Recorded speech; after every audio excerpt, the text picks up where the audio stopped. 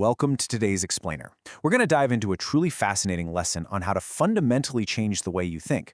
It's kind of like a massive paradox, right? If you want to install new software in your brain, new thoughts, new behaviors, new habits, you've got to first admit that your current operating system has some serious limits. Most of us instinctively pull back from the idea of not knowing something. Our brains are hardwired to crave certainty and protect our perceived competence. But ironically, that exact instinct, it's the primary barrier to true personal growth. I mean, we literally can't install new mental software if the old operating system is actively blocking it. So today, we're going to summarize this whole lesson step by step and learn exactly how to clear that block. Here's the roadmap for Explainer today. We'll start with the subconscious ignorance barrier, move into recognizing your emotional resistance, break down the 4 levels of knowing, look at confronting hidden blind spots, identifying roots of resistance, and finally, embracing the endless unknown. Let's get right into it. Section 1. The subconscious ignorance barrier. So what exactly is subconscious ignorance? Basically, it's the state where you lack awareness of your own lack of knowledge. You literally don't know what you don't know. And worse, your brain might actively deny that you even need this missing info. Think of it as your brain's default built-in defense mechanism. It insists it already knows everything just to keep you feeling safe and secure. The problem is, if your subconscious is stubbornly clinging to the idea that, hey, I already know this, absolutely nothing new can get in. The programming process literally ends before it even starts. Moving on to Section 2. Recognizing your emotional resistance. Before you can reprogram anything, you really have to catch this subtle defense mechanism in real time. When you bump into an idea that challenges your worldview, your subconscious instantly triggers an emotional barrier. It whispers things like, nope, that's completely false, or yeah, I already know this. Why? Well, there are 3 core reasons. First up is protection from perceived threat. A new idea kind of implies you've been operating on a false truth, which feels pretty dangerous. Second is avoidance of discomfort. The mere thought of having been wrong triggers feelings of vulnerability and embarrassment. And third, preservation of identity. Challenging a core belief feels like you're challenging who you fundamentally are. So this whole filtration system is just trying to keep you safe, but it actually ends up being a massive roadblock. All right, Section 3, the 4 levels of knowing. Now to get past that roadblock, we need to understand these 4 sequential levels of knowing. Let's walk through them. Level 1 is conscious competence. These are things you know and you know that you know them, like riding a bike. Easy. Level 2 is conscious incompetence. You know there's a gap, like, I know I don't know quantum physics. This is actually a great place to be because it signals potential learning. Level 3 is unconscious competence. That's your ingrained habits and intuition, where you just do things effortlessly without thinking. But level 4, man, this is the danger zone. Unconscious incompetence. These are the things you don't know and you don't even know that you don't know them. This is where learning just entirely shuts down. Because if you don't even know something exists, how can you possibly question it, explore it, or change it? Which brings us to Section 4, confronting hidden blind spots. I want you to ask yourself a question right now and really think about it for a second.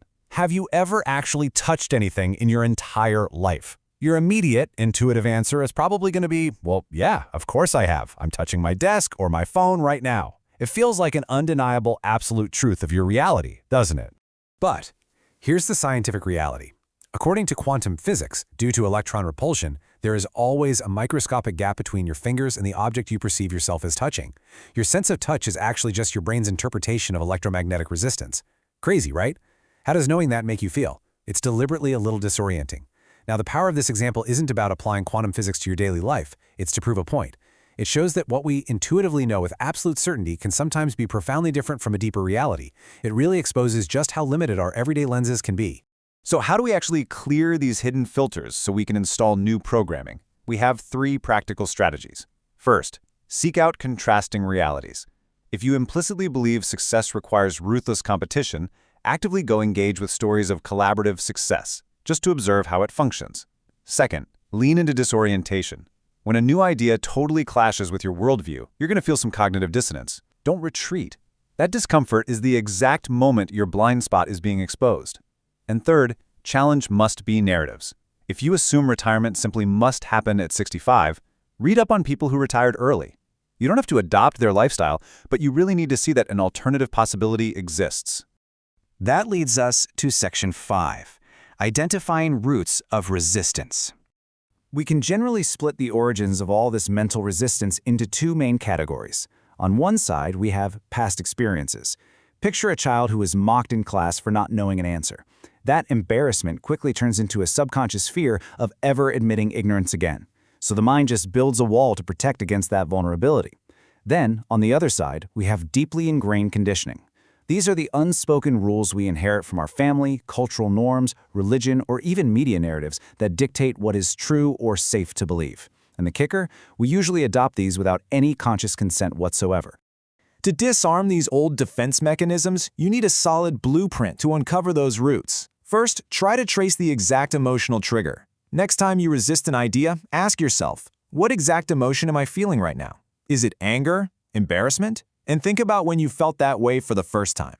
Next, identify the perceived threat or the payoff. What does your subconscious actually think it's going to lose by accepting this new info? Then question those unquestioned convictions. Where did you originally learn this belief?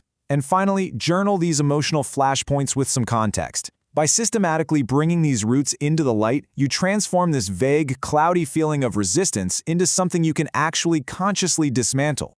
And finally, Section 6, Embracing the Endless Unknown. It really all comes down to this. Accepting ignorance is not about diminishing your past experiences or downplaying your intelligence. It's honestly just practicality. Adopting a beginner's mind means actively approaching familiar situations as if you were encountering them for the very first time. It means pausing before you jump to a judgment and asking, okay, what if this is true? What would that imply for my current understanding? Taking this proactive stance inherently lowers your resistance, and that enables new, empowering beliefs to be absorbed like seamless software updates. To help you put this into practice right away, here's a highly effective framework you can use. It's called the Knowledge and Unknowns Tracker. It's just a simple 3-column table. In the first column, list something you feel you are a total expert in. In the second column, deliberately write down a counter-opinion to what you believe, or maybe a brand new perspective you've encountered in that field. And in the third column, write down exactly how you will attempt to verify or explore this new info without any judgment. Doing this forces you to proactively seek out diverse input, and over time, helps you find real comfort in that gap of not knowing. Let's wrap up today's explainer with one provocative thought for you to chew on. The next time you feel that quick flash of stubbornness, or you catch yourself instantly dismissing a new idea, I want you to pause and ask yourself, what is your subconscious desperately trying to protect you from right now? Acknowledging the limits of your current mental operating system is the very first, completely mandatory step toward genuine reprogramming.